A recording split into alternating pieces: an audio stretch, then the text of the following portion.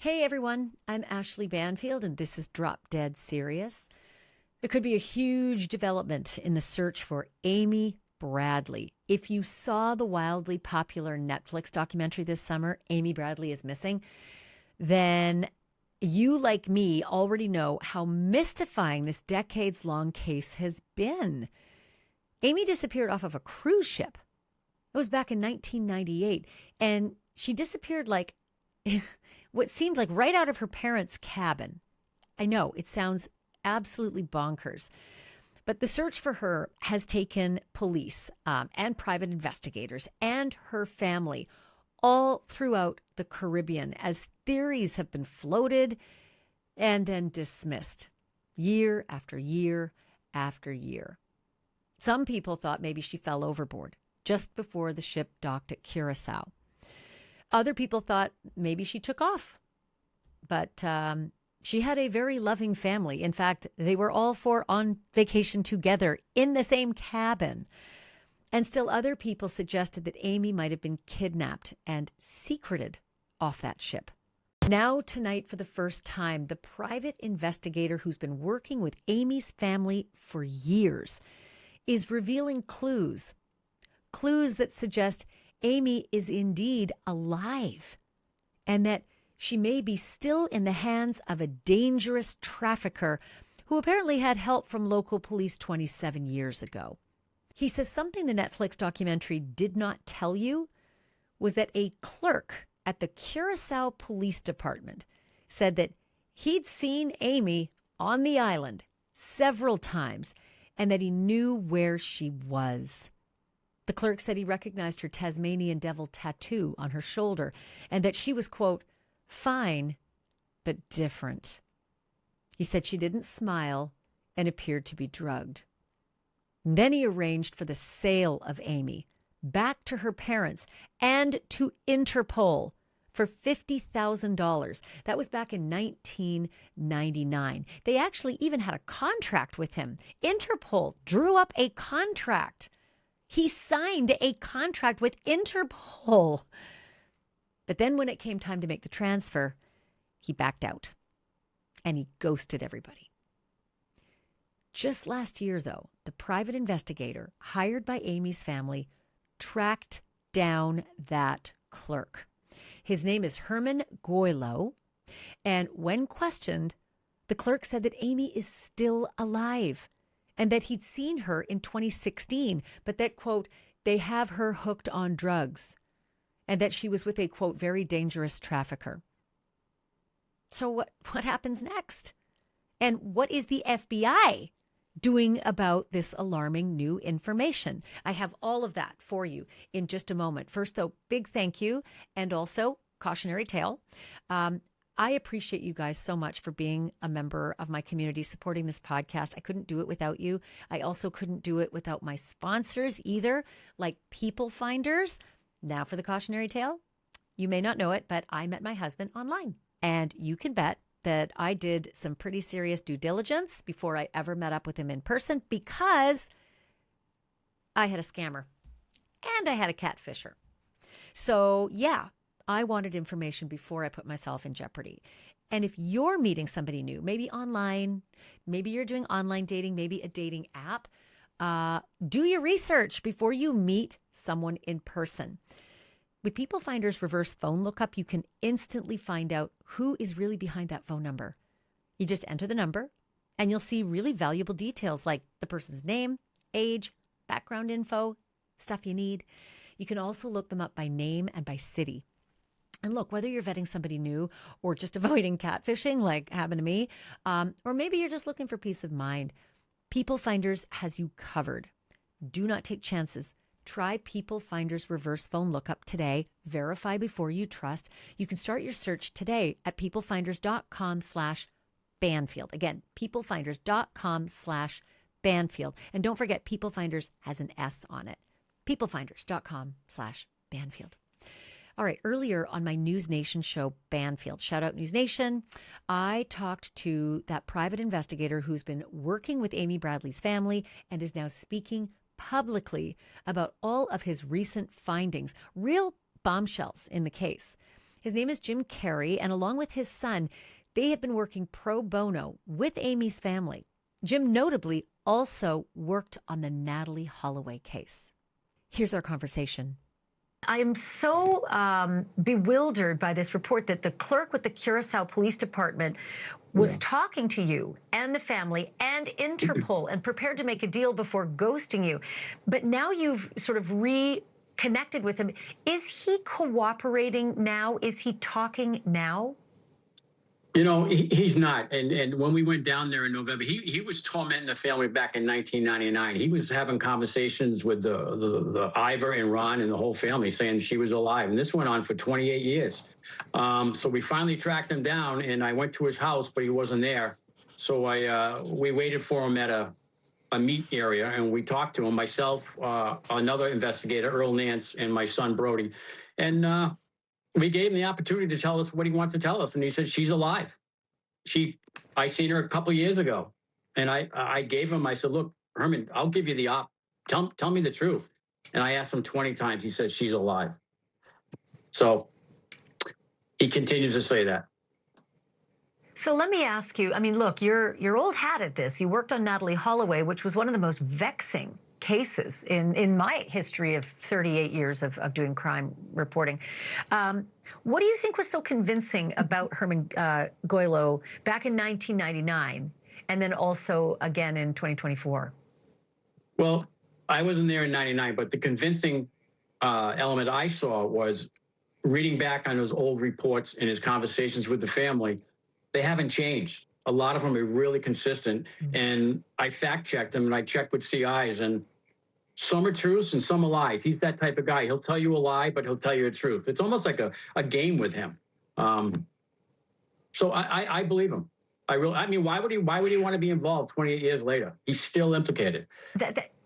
That's really what I think. Why would anybody want to embroil themselves in something so tragic? What would they get out of it? Although listen, in our line of business, there are all types out there. What about the FBI? How helpful have they been? How interested in this information have they been? Like I said, I wasn't back there when it originated, but the FBI, they're a busy organization. I understand that. They don't have much communication with the family. I think they have a new agent who's going to be attached to it. But other than that, I don't know too much about them. So I'll tell you, listen, I was transfixed by the Netflix series this summer, and when I learned that there's this whole other piece of the puzzle, the $50,000, offering to get Amy, the contract that Interpol put together to pay out the 50 and get Amy from this guy, Herman Goylo. I couldn't understand why the Netflix documentary didn't include that. Do you know why? I do not. But what happened was the family got the $50,000 from the PNC Bank. They had it in a check. He signed a contract. He actually signed it that he would tell the family where she is. He didn't want the check because he wanted cash, but we explained to him you can't bring cash on a plane, $50,000 to another island. So he broke into the Interpol agent's hotel room. He got in there and ransacked the room looking for the money. So the Interpol guys left the next day. So that's the type of guy we're dealing with. Which could mean anything. Could be telling the truth, could be just a scammer extraordinaire. We've all seen them. Let me talk about the evidence on the ship. There's just so much information, it's hard sometimes to keep it all straight. But a witness saw a member of the house band. He went by the name Yellow because of the color of his hair. His name was Alistair Douglas. Amy had been dancing with him earlier in the evening with her brother Brad. They'd all come back home eventually, and everybody had gone to bed. Amy went out to through the sliding glass door to the ship balcony and was seen sleeping on the lawn chair by her dad, who woke up and peeked out at 5:30 in the morning. But at 6 a.m., the witness says that she sees this guy, Alistair Douglas, I think he was the bass player for the band, giving Amy a brown drink at about 6 o'clock in the morning. So take me from that moment and what your theory is happened after that moment. Actually, there was 3 people that actually saw Amy and Douglas going up the glass elevator, which is crazy. 3 people actually saw her. 2 young girls and then an older girl. She happened to be sick, so she stayed in the disco during the day because she couldn't go out in the sun. So she saw him go up. She saw Douglas come back down and go to the bar and get a dark colored drink, bring it back up to Amy, and turn the music up. She says he turned the music up really loud. 10 minutes later, Douglas comes down alone, and there's no sight of Amy. Nowhere to be found. Do you think, well, tell me your theory about what you think would have happened next. If your theory is true and that if it's possible she was secreted off that ship, what do you think happened after the brown drink? I think she was drugged, and I think there was another person up there waiting, and I actually thought he probably got on when they docked in Aruba the night before, and he stayed on the ship. They didn't check.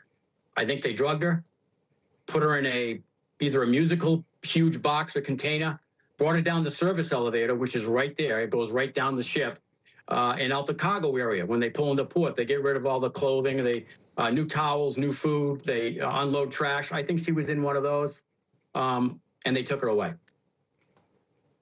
And you think that Alistair Douglas was involved in this other than the drugging? He was the last person seen with her, and he's lied. He's constantly lied about his whereabouts that night. So I'm about 100% sure he knows something, and he's not telling. Even his daughter. Wasn't there? Yeah, I've interviewed his daughter, and she, she wouldn't go so far as say that her father did something, but she had her suspicions. But is it true that a band member came to Alistair Douglas's home shortly after the voyage and said something along the lines of, Yellow did something bad? Yeah, it is. He when Yellow got back and this guy got back, Desmond, he went up to the girlfriend and said, "Look, Yellow did something bad, very bad," and then he left. And then the girlfriend had a conversation with Yellow, and that's when they saw all the photos in a big bag of all happening Caucasian girls, and they saw Amy's picture with her brother Brad. And that's coming right from the person who saw it.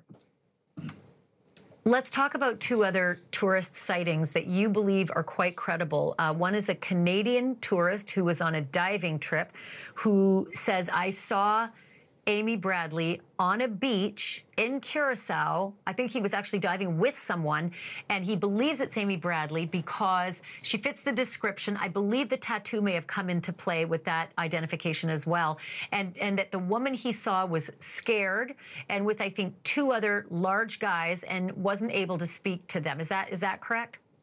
Yeah, it was about 6 months after she was taken. It was in August of '98. They were at Porto Marie. He's a diver from Canada, and he was with his friend. They were taking off doing their freshwater cleanup for their gear when the two males and supposedly the girl looked like Amy walked up. And he walked right towards them. And remember, he didn't know about the missing girl at the time, but he thought it was odd. And he saw the tattoo.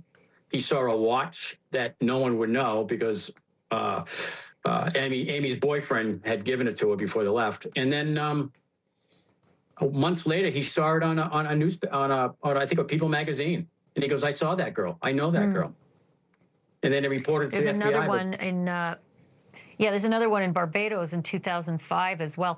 I want to ask you about something very important. Netflix released information I think you're upset about, the fact that the family has a website, and it's a website where you all have been tracking who comes in, what addresses come in, and that there's been a curious address in the Barbados, a place where she's been spotted, that comes in every Christmas and Thanksgiving. And you're worried that because that information was put out there by Netflix, you may not be able to track that anymore. And we're coming up on Thanksgiving. Are you hopeful that you'll get a ping this Thanksgiving and Christmas? Well, I will say that it wasn't Netflix's fault. We put it out there. We probably shouldn't have put it out there, but we did. The old IP hits we get, those are the ones we are really looking at, closer to middle 2000s, and we're working on that, and we're working on getting exact areas. So we're okay with that, I think. Well, listen, Jim Carrey, stay close to us on this. And I sure hope that you're able to get some traction on this man, because others, a taxi driver in Curacao who seemingly was involved has now since died and taken his secrets, if he has them, to the grave. So let's hope that doesn't happen with this former clerk. Thank you for being on here tonight. Really appreciate it. This case, understandably, is getting into the DNA of a lot of people, right? I am not unlike you. I watch these amazing docuseries and sometimes docudramas on streaming services like Netflix and Hulu, and then I'm invested. Then I need to know what comes next, right? I think we're all kind of in it together. We're a flock, right? And then these evil monsters come into our flock and steal one of us. And if we can't see it happen and we don't know the answer, typically we won't let go. And that's how I feel about Amy Bradley's case. There were so many twists and turns, and the whole notion that she could have been drugged. Let me just think about it for a minute. That she could have been drugged at 6 o'clock in the morning, right? Those parties go on all night on cruise ships, right? And then just loaded into one of those like laundry bins, those rolling laundry bins or equipment carts. So easy, isn't it? And then just rolled right off the outside of that ship. You don't go out with all the passengers. You go out those service exits, right? The ramps that take you to shore, where garbage and dirty laundry and supplies, that's like a superhighway. Nobody would have seen a thing. The easiest way to take a drugged person, say, off of a cruise ship. And then you're shackled. And then you're screwed, right? If this was the MO of sex traffickers, keep her drugged for weeks, months, hell, years, until there's really no recollection. Fill them full of thoughts about lies about their family. You know it can happen with a cult. How unbelievable would it be if we could solve this case 27 years later? And I will remind you, I have covered cases that have gone over 2 decades. J.C. Dugard out in California. She was grabbed off the street as a young teenage girl, and she was held prisoner for almost 3 decades and forced to give birth to 2 of her rapist's children. And her rapist and his wife were a tandem team on this one. Held her in a shed for years and years until finally got to her and destroyed her reality till she thought this was her family. So, yeah. You can be rescued after 20 plus years. And if that's the case with Amy Bradley, it deserves our attention. It deserves the attention of the FBI. It deserves the attention of Interpol. And it deserves the bloody attention of local police detachments in these Caribbean islands. I promise you, we are watching every new lead on this story, and we are not letting this case go. We owe it to the Bradley family, and we owe it to Amy Bradley. I'm Ashleigh Banfield. Thank you so much for listening. Thank you so much for watching. And remember, the truth isn't just serious. It's drop dead serious.